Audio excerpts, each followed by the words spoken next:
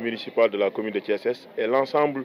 du conseil municipal. Parce que nous avons été félicités et remerciés, mais je voudrais préciser que c'est le conseil municipal, dans ses délibérations et ses orientations, qui nous a permis de réaliser ce joyau-là. Comme vous l'avez dit tantôt, dès notre élection, nous avons été avec vous à la cérémonie de lancement des travaux de réfection du poste de santé de Cité-Niakh, qui est la première d'une longue série d'inauguration que nous comptons entamer. Aujourd'hui, nous sommes à Cité-Niakh, mais dans quelques jours, nous serons à Fayou pour inaugurer le poste de santé et la maternité de Fayou, entièrement financé par la commune de Thiès.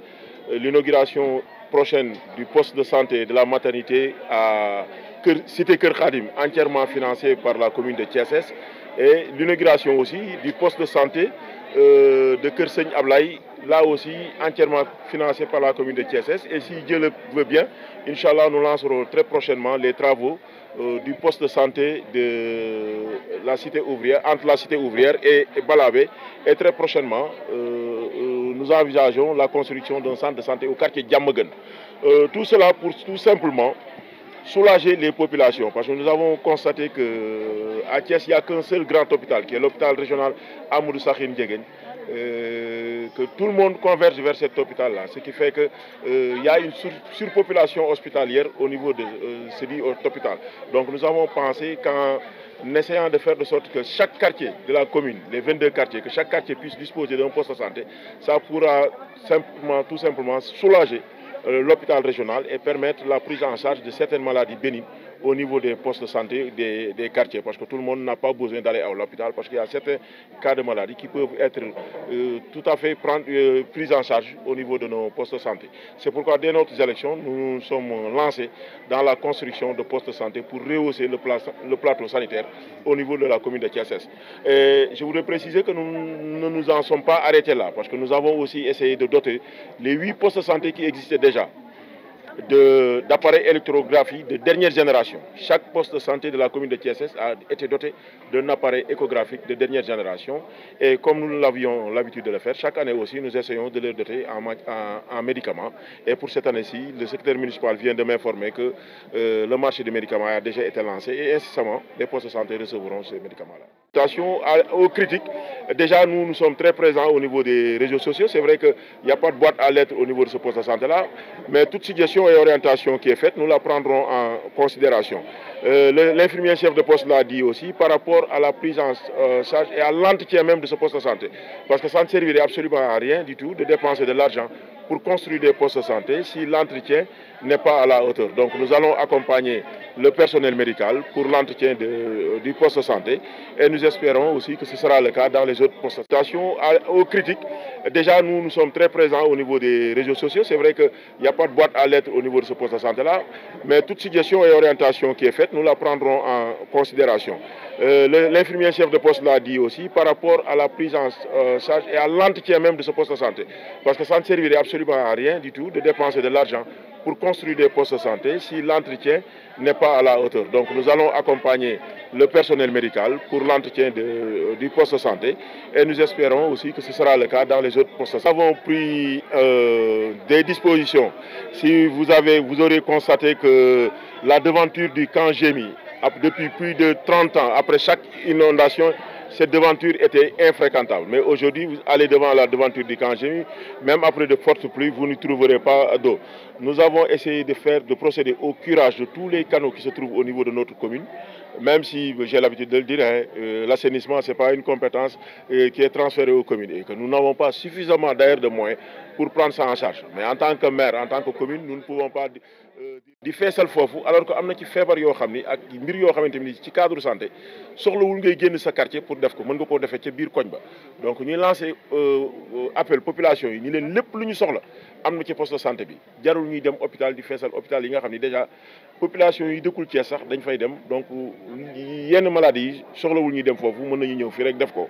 et incha allah rabi bëgg nañu dama ko fàtte wax loolu ci version française bi mais am na ñaari ambulance médicalisée yoo xamante ni ñu ngi ci yoon ngoon bi di ñëw te yooyu dañ ko bëgg a def ay ambulance médicalisée yoo xam ne commune bu Thiès Est moomeelu commune bu Thiès Est la nga xam ne ku ko soxla rek incha allah ñu mën ko mettre ci ñu dem benn at ñaari at mu yàqu donc foofu aussi dañ ci lancer un appel pour que entretien bi ñu mën ko def mu nekk entretien boo xam ne entretien bu baax la. nawet bi yan liggéey ngeen jot a def.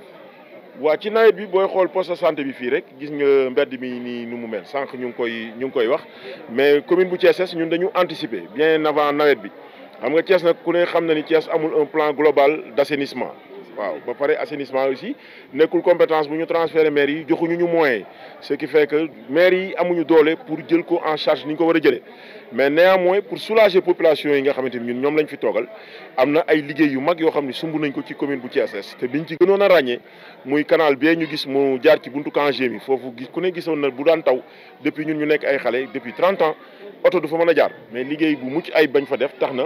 oto yi nu mu leen neexee la ñuy jaare léegi. ak liggéey yooyu boole ci liggéey bi nga xam ne mu ñu ngi nekk di ko def Parcelles Assainies njortu nañ ni lu mu taw seet ndox mi dina bëri mais du sonal population yi comme ni mu leen daan sonalee at yële passé parce que dañuy mettre aussi sur place ay équipe de veille yoo xamante ni su amee danger rek ñoom dinañu mën a alerter pour ñu mën a réagir incha allah. maa ngi gërëm bu baax monsieur le maire ak conseil municipal am si investissement yu am njëriñ yi nga xam ne moom lay jot di def. te jàpp nañ ne lii suñ ko continuer dina nekk lu baax a baax ci askan wi dina nekk lu baax a baax ci secteur santé parce que dina tax lépp li nga xam moom la ñuy def ñu mën a yokk qualité bi te insisté nañ ci sànq mooy wàllu entretien bi dinañ def suñu kéemtalaay kàttan pour que entretien bi mën a jaar yoon mën a baax te dinaa wax ne quand même investissement yi nga xam moom la def nii dina tax en tout cas sage-femme yi wala infirmier yi nga xam ne yenn ñi amaguñ liggéey mën nañ leen insérer ci structure yi te loolu dina tax aussi ñu gën a mën a wax ak population bi ci wàllu santé parce que li ma mën a wax mooy ne communication interpersonnelle day am maanaam ñi nga xam ne ñooy faj ak population bi mais aussi dina permettre acteurs communautaires yi ñu nga xam ne ñoom ñooy graviter autour des structures sanitaires ñoom tamit ñu gën a mën a am assise pour gën a mën a liggéey li nga xam ne moom lañ leen sant ci wàllu santé. dina tax aussi population yi distance yi nga xam ne moom la ñuy dox pour dem ci yenn structures yi donc dina tax distance yooyu ñu wàññeeku te su wàññeekoo aussi dina tax ñoom aussi ñu mën a di teel a dem ci structure de santé yi pour mën a faj bu baax. beneen impact bi mu mën a am aussi mooy njëg yi nga xam ne moom lañ doon fay des fois pour dem hôpital régional yaakaar naa ne suñ yemee ci centre de poste de santé yi ak centre de santé yi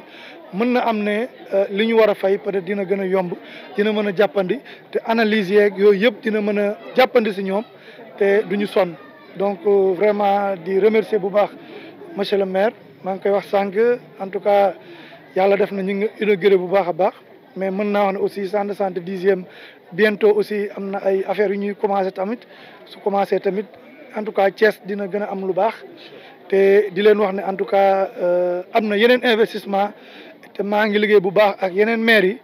ñoom tamit nekk nañ ay maires yu engagé yoo xam ne ñoom tamit taxaw nañu pour jàppale bu baax a baax waa santé rawatina le maire de la ville de Thiès moom tamit aussi pas plus tard que démb rek ñu ngi doon liggéey ci wàllu mutuelle de santé yi donc dafa am mutuelle bu ñu war a mettre en place mutuelle boobu suñ ko tabaxee aussi tam dina nekk loo xam ne lu baax a baax la te moom dugal na ci xaalis bu baax a baax dina permettre aussi population yi gën a mën a am accès au service de santé. waaw loolu bind naa projet ba pare bi ma ñëwee rek bi ma gisee affaire yi laa xam ne lii mënta dem parce que tey jii am nañu ñeent fukki structure publique suñ boolee cité ñaax kii suñ boolee fayu de ak yooyu yëpp dañ am ñeent fukki structure sanitaire publique am nañu lu ëpp ñeent fukki structure privée donc ça fait plus de juróom-ñetti fukki structure benn équipe cadre kese mënta topp superviser poste yooyu yëpp c'est impossible donc suñ ko xaajee dina tax ñu am ñetti équipe cadre parce que tey jii dañu def projet bi pour que Thiès Est am benn district Thiès Ouest am benn district Thiès Nord am benn district te loolu suñ ko defee dina nekk loo xam ne ngëneel lay doon ci population yi parce que dina tax aussi relèvement du plateau technique dinañ ko def dañ ñu jàppale ma si projet boobu parce que loolu tam su amee dina nekk loo xam ne dina féexal ñëpp structure sanitaire yi dinañ leen gën a mën a topp mën leen superviser liggéey bi gën a mën a jaar yoon surveillance épidémiologique bi nga xam moom la ñuy def aussi ñu gën ko mën a def bu baax a baax bu boobaa tamit Thiès mooy gën a am jàmm ak salaam si wàllu wér-gu-yaram